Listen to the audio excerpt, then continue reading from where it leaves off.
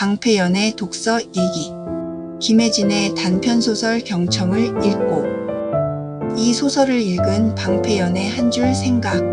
경청은 섣불리 묻지도 섣불리 아는 척도 않는 것. 이 소설에 등장하는 주요 인물은 임혜수, 황세희, 순무예요. 임혜수는 유명 상담사로서 이 소설의 주인공이에요. 그리고 황세희는 임혜수가 우연히 알게 된 11세 소녀인데, 임혜수와 황세희는 길고양이 순무를 돌보면서 아주 천천히 가까워져요. 황세희와 순무를 돌보는 과정에서 임혜수는 내면의 상처를 치유받고 진정한 경청이 무엇인지 깨닫게 됩니다. 이제 소설의 내용과 그에 대한 방패연의 생각을 줄글 형식으로 읽어드릴게요. 임혜수 박사는 방송 출연까지 하는 유명한 상담사다. 박정기는 동료와 싸우다 촬영장을 쑥대밭으로 만든 연예인이다. 박정기의 현장 영상이 공개된 후 박정기는 여론의 문매를 맞았다. 임혜수도 박정기를 비난했다. 박정기에 대해 잘 알아서가 아니라 작가가 써준 대본대로 방송에서 말한 것이다. 그러고 나서 박정기가 자살했다. 박정기의 자살로 여론의 문매는 박정기에게서 임혜수로 옮겨간다. 임혜수와 친했던 동료마저 임혜수를 비난하고, 임혜수가 근무하던 상담센터에서는 퇴사를 요구한다. 남편까지 이혼을 하잔다. 임혜수는 유명 상담사에서 독거 무직자로 전락했다. 임혜수는 억울함을 견딜 수 없어 매일 가해자들에게 편지를 쓴다. 하지만 정작 해야 할 말은 쓰지 못한 채 매번 편지들을 찢어버린다. 임혜수는 치유와 해원의 길을 찾지 못한다. 그러다 심각하게 다친 길고양이 순무와 동네 꼬마 황세희를 만난다. 순무를 보살피면서 그녀는 황세희와 가까워졌다. 그녀는 순무가 심하게 다친 것을 발견하고 구조해야겠다는 생각을 했고, 순무를 구조하기 위해 빌린 트랩을 설치한 후 하염없이 기다렸고, 손으로 순무를 잡으려다 다쳤지만 세희 덕에 구조한 순무를 병원에 데려가 치료했다.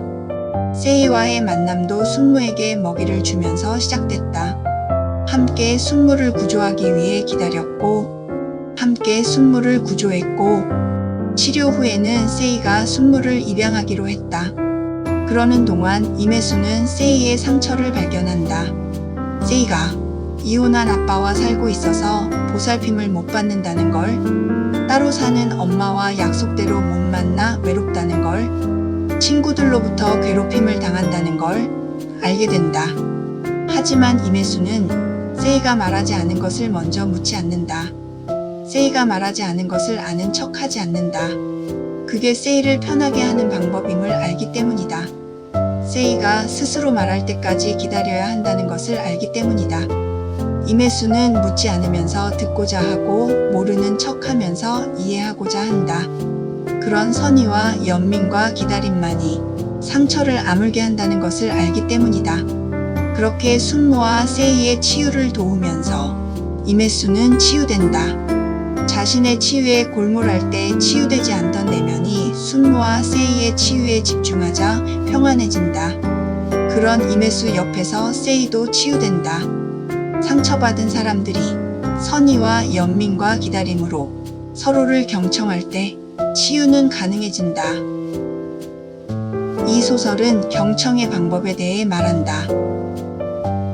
경청은 섣불리 다가가거나 섣불리 아는 채 하는 것이 아니라 진심으로 배려하며 조용히 기다리는 것이라고.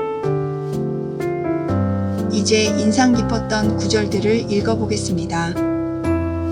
그녀는 선을 긋고 편을 가르면서 어느 한쪽에 서고 싶은 마음을 억누른다. 분명하게 입장을 정하는 것이 그렇게 하지 않는 것보다 어떤 면에선 쉽고 수월하다.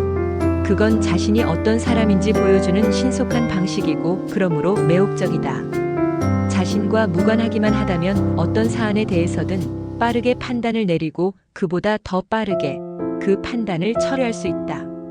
그리고 그 모든 것을 망각 속으로 던져버리는 건 너무나 쉬운 일이다. 그러나 그녀는 그렇게 한 대가로 자신의 삶이 곤경에 처했다는 사실을 잊지 않았다. 이 부부는 자신이 어떤 사람인지 보여주기 위해 빠르게 판단을 내리고 그보다 더 빠르게 그 판단을 철회하는 일이 사실은 스스로를 곤경에 처하게 만든다는 걸 임혜수의 경험과 깨달음을 통해 말해주고 있어요. 이 부분을 읽으면서 저도 예전에 제 앞에 벌어진 상황이나 반대 의견을 가진 사람들에 대해서 성급하게 평가하고 비판하면서 저를 증명하려고 했던 것 같아서 은근히 마음 한구석이 찌릿했어요. 말할 수 없는 것을 말하고 들을 수 없는 것을 듣는 소통의 방식이다. 숨은 그림 찾기.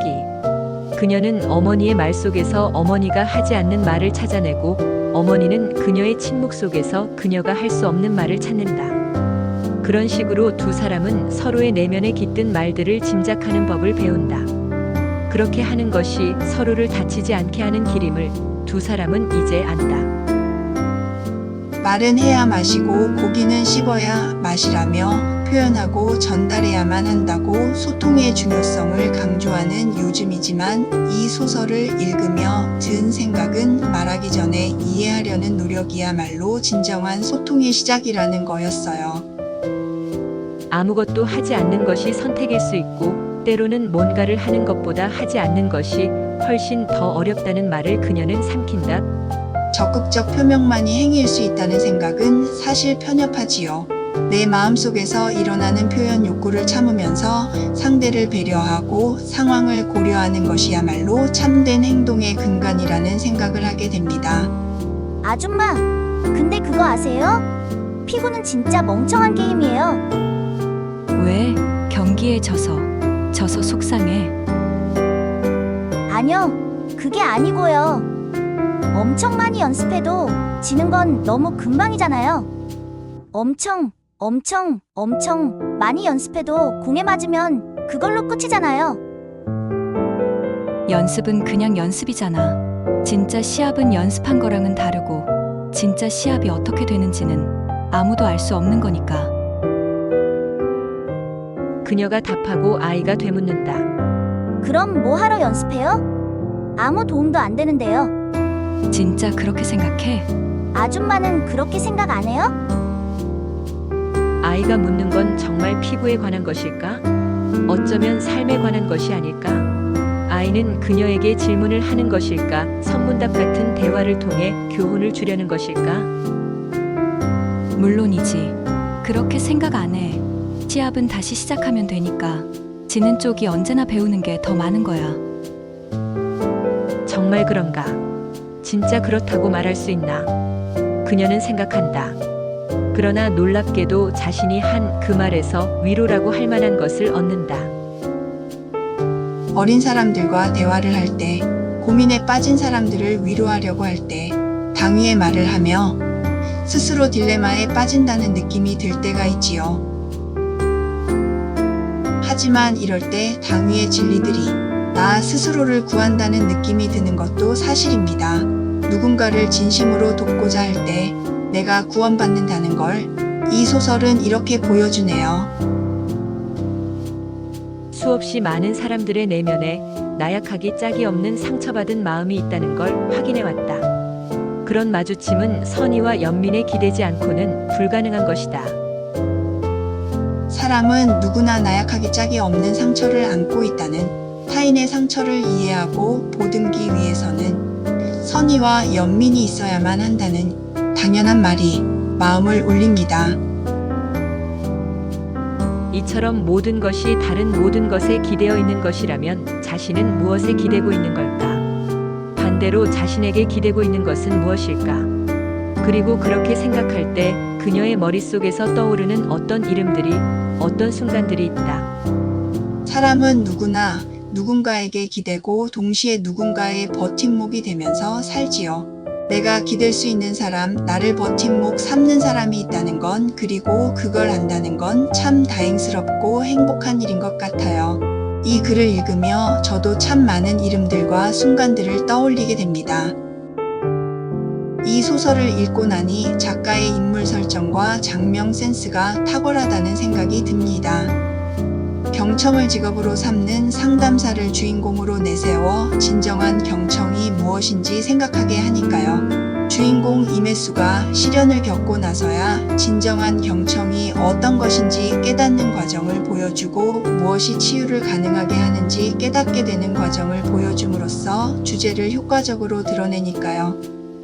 또 처음엔 자신에 대해 적극적으로 말하지 않았지만 임혜수와 친해지면서 자신의 생각을 말하게 되고 그럼으로써 스스로를 구하고 임혜수의 치유를 돕는 11세 소녀의 이름을 세이라고 지은 건 센스 있는 상징적 장치라는 생각이 듭니다. 울림 있는 주제를 형상화하기에 적합한 인물 설정, 탁월한 장면 센스가 이 작품의 매력인 것 같아요. 지금까지 김혜진 소설가의 단편소설 경청에 대해 이야기했습니다. 저는 이 작품을 통해 경청의 방법을 생각했는데요. 여러분은 또 어떤 생각을 하게 될지 궁금합니다. 같은 소설을 읽어도 사람마다 다른 생각을 하게 되니까요. 여러분의 소감을 경청하고 싶네요. 더 많은 이야기들은 저의 블로그 수세미 농부의 힐링 일기에 있습니다. 블로그 방문도 해주시고 좋아요와 구독, 알림 설정도 잊지 마세요. 여러분의 댓글도 기다리겠습니다.